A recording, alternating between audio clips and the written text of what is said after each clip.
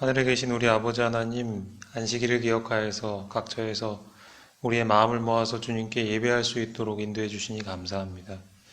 이 시간 주님의 말씀을 듣기 원합니다. 우리 마음에 겸비한 심령을 주시고 빈 마음을 주셔서 주님의 뜻을 저에게 밝히 보여주시고 또 그것을 받아 감당하고 순종할 수 있는 그런 우리 모든 교우님들과 또 제가 될 수 있도록 인도하여 주시옵소서. 부디 이 시간을 통하여 성령의 능력이 우리를 변화시켜 주시기를 예수 그리스도의 이름으로 기도합니다.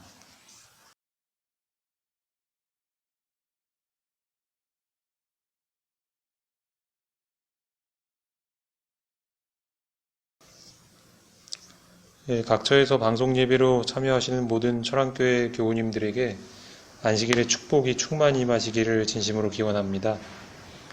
오늘은 사도행전 연구 5번째 시간입니다. 오늘의 제목은 헌신보다 먼저 쇄신을, 부제목으로는 바울의 2차 선교 여행입니다. 보통 교회에서 어떤 중요한 일을 하기 전에 헌신회라는 것을 합니다. 그 일이 잘 되도록 자신의 헌신을 다짐하기 위해서죠.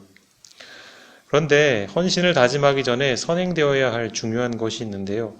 그것을 바로 쇄신이라고 합니다.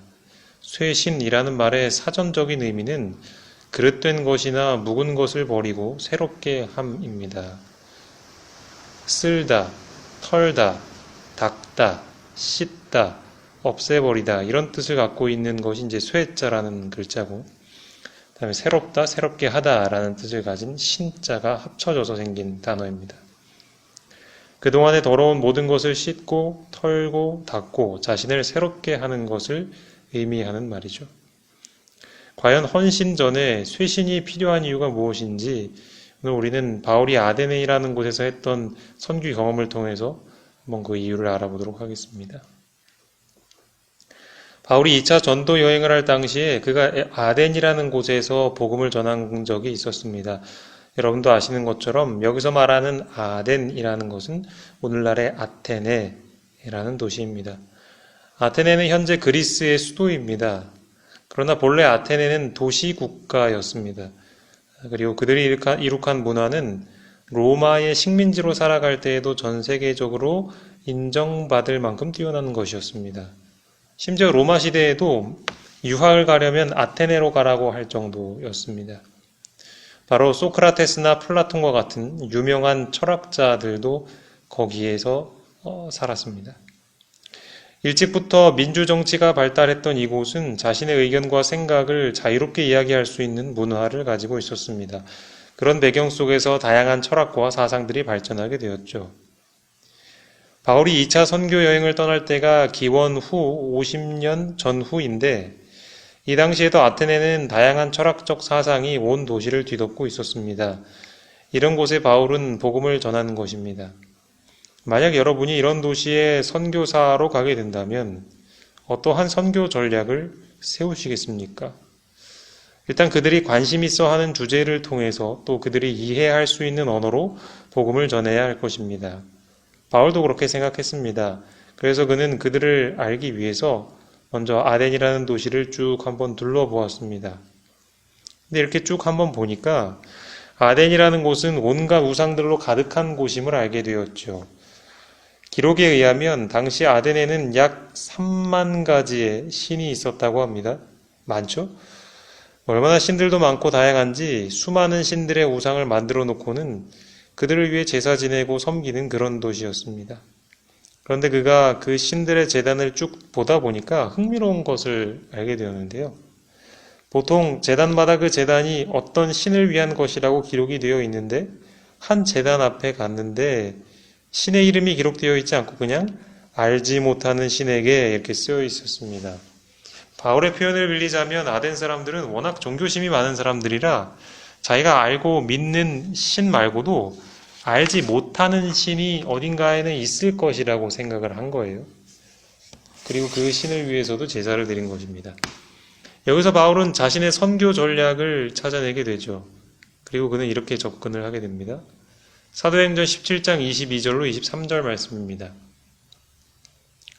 바울이 아레오바고 가운데 서서 말하되 아덴 사람들아 너희를 보니 범사에 종교심이 많도다. 내가 두루 다니며 너희가 위하는 것들을 보다가 알지 못하는 신에게 라고 새긴 단도 보았으니 그런즉 너희가 알지 못하고 위하는 그것을 내가 너희에게 알게 하리라. 바울은 지금 아덴 사람들이 알지 못하는 신이라고 명명한 그 신과 창조주 하나님을 연결해서 자, 이제 너희가 알지 못한다고 여기 이렇게 써놨는데 내가 그 신에 대해서 너희에게 알려줄게. 이렇게 포문을 열었습니다. 그러면서 24절부터는 그분이 바로 천지를 창조하신 하나님이라고 말을 합니다. 그 하나님 우리와 멀리 떨어져 있는 신이 아니고 언제나 우리 곁에서 지키시고 우리는 그로 인하여 살고 또 기동하고 존재한다라고 말을 했습니다. 그러면서 31절에서는 우리를 위해 죽었다가 다시 사신 예수님에 대한 이야기를 했는데요. 정말 탁월한 접근이죠. 그들이 가지고 있는 사상과 언어를 접촉점으로 해서 하나님을 전하고 있으니 이게 얼마나 지혜로운 전도 방법입니까? 또한 헬라 철학에도 탁월했던 바울은 조금의 주저함도 없이 그들의 사상과 언어로 하나님에 대해 설명했을 것입니다. 그렇다면 그 전도 결과는 어땠을까요? 사도행전 17장 32절, 33절 보겠습니다. 그들이 죽은 자의 부활을 듣고 어떤 사람은 조롱도 하고 어떤 사람은 이 일에 대하여 내 말을 다시 듣겠다 하니 이에 바울이 그들을 가운데서 떠나매 이렇게 성경에 기록되어 있습니다. 바울의 설교를 들은 사람들의 첫 번째 반응은 조롱이었습니다. 당시 아덴 사람들이 바울에게 붙여주었던 별명이 있었는데 그것이 바로 말쟁이라는 것입니다. 17장 18절 말씀입니다. 어떤 에피쿠로스와 스토아 철학자들도 바울과 쟁론할세 어떤 사람은 이르되 이 말쟁이가 무슨 말을 하고자 하느냐 하고 그들이 바울을 말쟁이라고 표현을 한 것은 그를 2급 철학자 정도로 생각했기 때문입니다. 당시 말장이라는 말은 여기저기서 지식을 주워 모아서 이야기하는 사람 이런 뜻을 가진 말이었습니다. 아덴 사람들은 바울을 그렇게 생각했던 것이죠. 이에 맞서 바울은 아레오바고에서 그들의 알지 못하는 신에게 바친 제단을 시작으로 자신이 믿는 하나님을 전했지만 그 결과는 조롱이었습니다. 물론 32절에 보면 어떤 사람은 조롱도 하고 또 어떤 사람은 이 일에 대하여 내 말을 다시 듣겠다 말했다고 나오는데 내 말을 다시 듣겠다라는 말은 마치 사도행전 24장에서 바울이 유대 총독 벨릭스 앞에서 설교를 했을 때 이 벨릭스 총독이 지금은 가라. 내가 틈이 있으면 너를 부르리라. 이렇게 말한 것과 같은 의미예요. 그러니까 정말 내가 다시 너와 이야기하고 싶다라는 뜻이라기보다는 오늘은 그냥 여기까지 합시다. 이런 뜻이에요. 그래서 다음 절에 보면 33절에 이에 바울이 그들 가운데서 떠나매 라고 되어 있습니다. 이 성경절을 직역하면 그래서 바울이 그들 가운데서 떠났다입니다.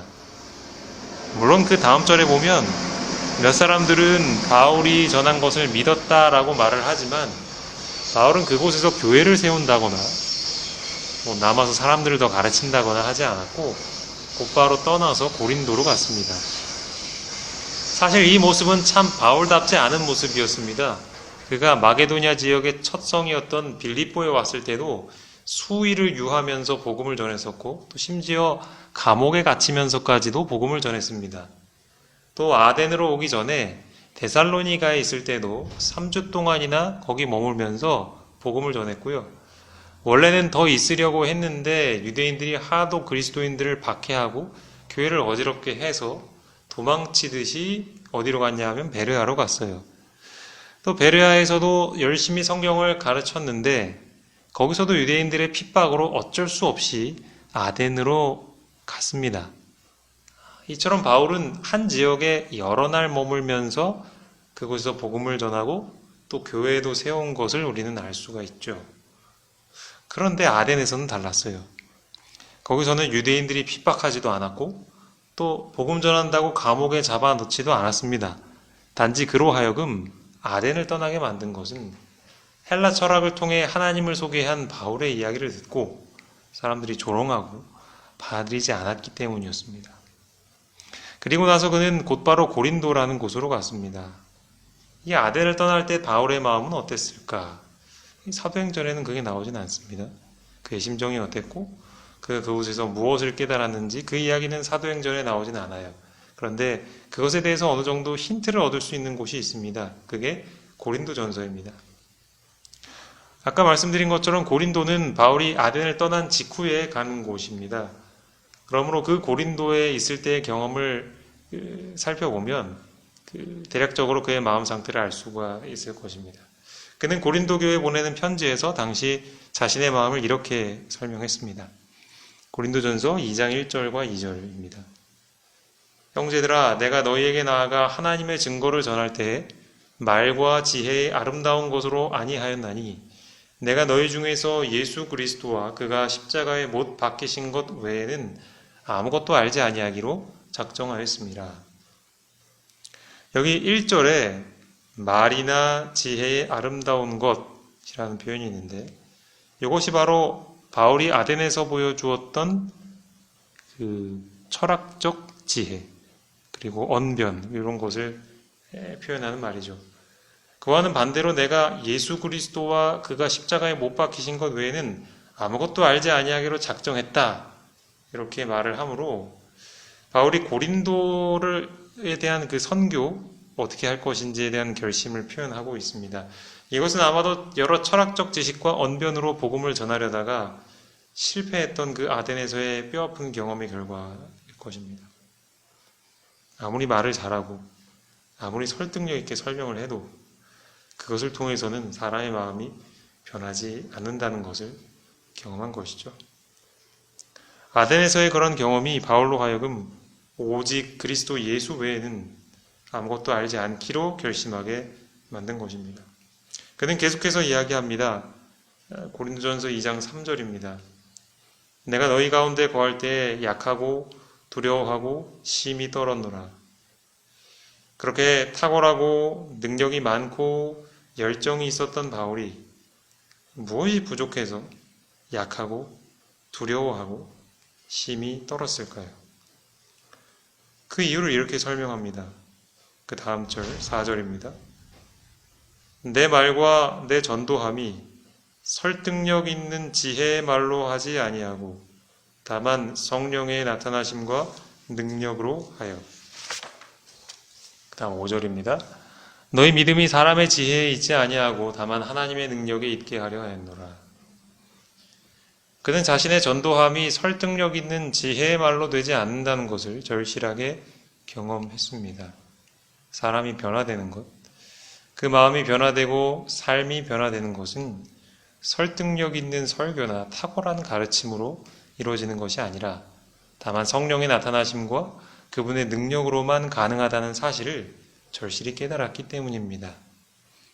이것이 그가 고린도에 있으면서 늘 약하고 두려워하고 떨리는 마음으로 살았던 이유입니다.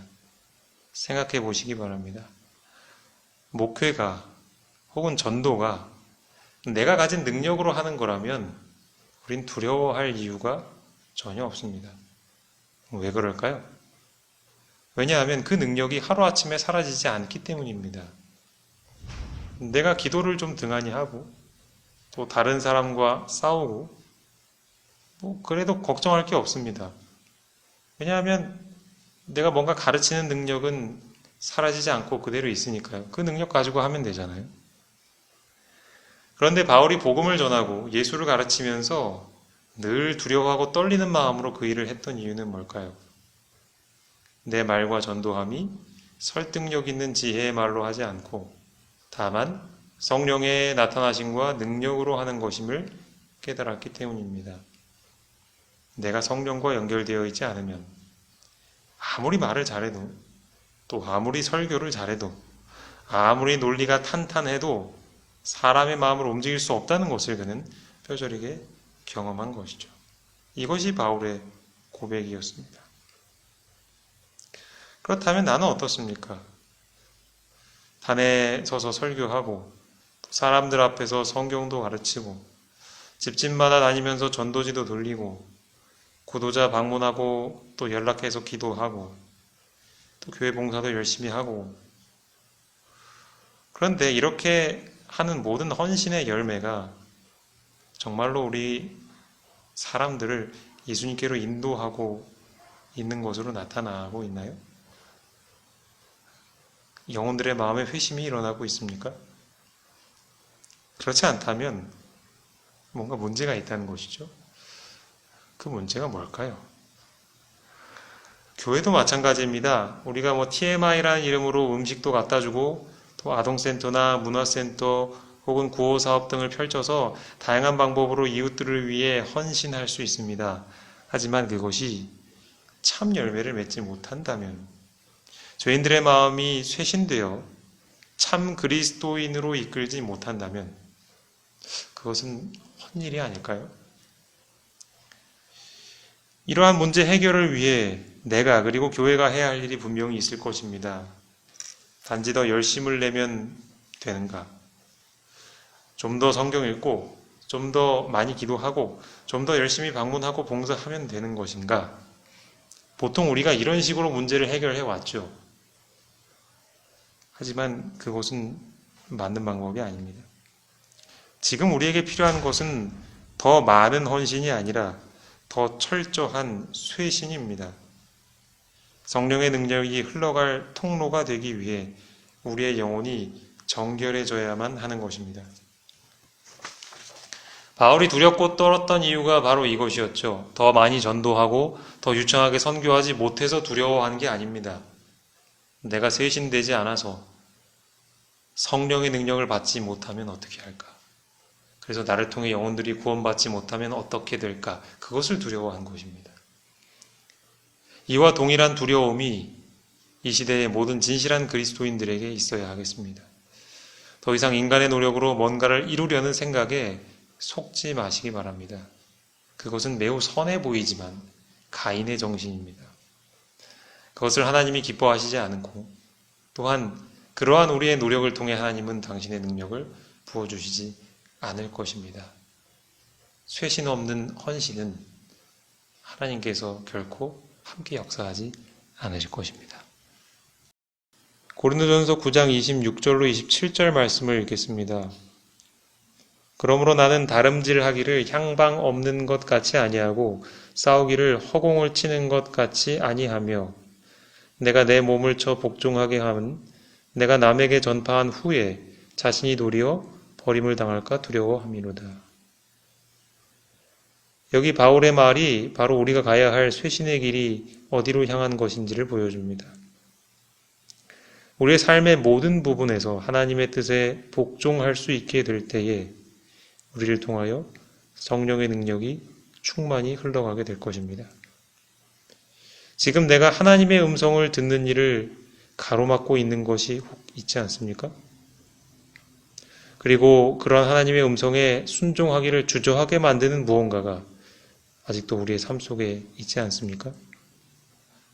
이러한 장애물들이 제거가 될 때 성령의 능력은 우리를 통해서 드러날 것이고 또 우리가 하는 모든 헌신들은 참된 열매를 거두게 될 것입니다. 바라기는 두렵고 떨리는 마음으로 저를 포함하여 우리 모두가 이 일에 매진하게 되기를 간절히 바랍니다. 그것이 바로 내가 사는 길이고 또 교회가 사는 길이며 또 세상을 살릴 수 있는 길입니다. 우리의 믿음의 주요 또 우리를 온전하게 하시는 이이신 예수님을 붙드시기 바랍니다. 그분을 통해서만 우리가 복종의 길을 끝까지 갈 수 있을 것입니다.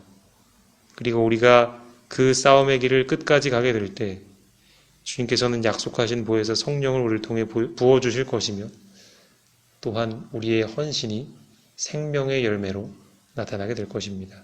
부디 그 일이 저와 또 우리 교회를 통하여 이 지역에 또 이 나라에 나타나게 되기를 간절히 바라면서 말씀을 마치겠습니다.